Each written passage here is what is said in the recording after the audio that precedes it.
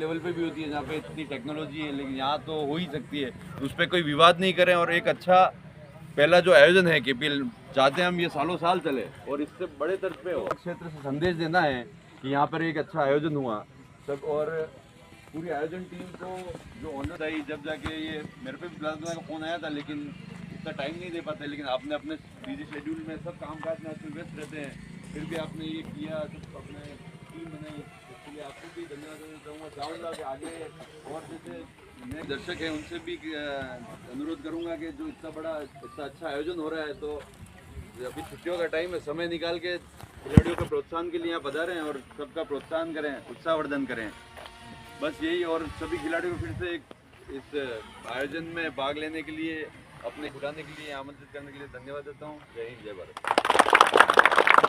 हार जीत तो होती रहती है और इसी भावनाओं के साथ आपने जो मार्गदर्शन प्रदान किया उसके लिए बहुत बहुत धन्यवाद। अब आगे की कड़ी में मैं